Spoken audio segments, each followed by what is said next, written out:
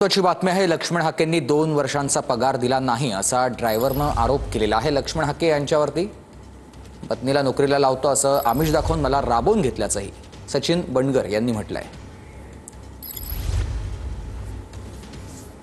काय नक्की प्रकरण आहे? काल मेटकरींनी देखील सांगितलं होतं की तुमचे पैसे हाकेने बुडवले. खरं काय प्रकरण आहे? मी 5 वर्षापासून हाके सरांपाशी काम करतोय. मी गेले 3 वर्ष हाके सरांना मी आहेत समाजाचे म्हणून मी त्यांच्याकडे आधी पगार मागितलेला नाही. मी काम सोडत असताना हाके सर म्हणाले तुला पगार मी देतो, मी काय घरच्या अडचणी आहेत तुझ्या, मी तुम्हाला पगार देतो असं म्हणून मला वापरून घेतलं आणि माझ्या मिसेसला जॉबला लावतो म्हणून आमिष दाखवून मला वापरून घेतलं. किती वर्ष तुम्ही काम केलं त्यांच्या? 5 वर्ष होऊन गेली. 5 वर्ष झाली. त्यातले काय किती वर्ष तुम्ही फ्री केलं आणि काय नक्की? मी 3 वर्ष हाके सरांसाठी समाजासाठी करतात म्हणून मी 3 वर्ष हाके सरांसाठी मी फ्री केलेला आहे. आहेत समाजाचे आपले गाववाले आहेत म्हणून. 2 वर्षात 2 वर्ष झालं.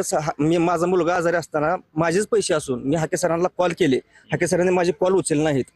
मी पैसे मागितल्यावर मी पुन्हा व्हॉट्सअपला मेसेज केले सरांना, सर माझा मुलगा आजारी आहे, मला माझं पेमेंट देऊन टाका. हाके सरांनी माझ्या भावाला कॉल करून धमकी दिली. काय तुमच्या घरच्यांनी शिक्षण किती झालं आणि कुठे नोकरी लावतो म्हणले? इंजिनिअरिंग झालेला आहे, कुठे बी कंपनीत कुठे बी मी जॉबला लावतो. लावलं नाही लावलं. आता हाके सर म्हणतात तुम्ही कोर्टात जावं.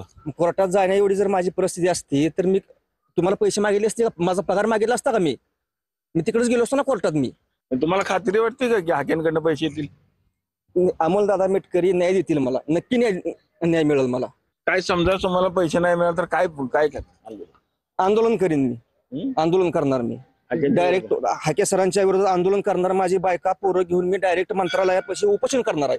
मला न्याय पाहिजे ही माझी एवढीच विनंती आहे. पंढरपुरातून कॅमेरामन जगदीश रवी लगेकर, TV9 मराठी.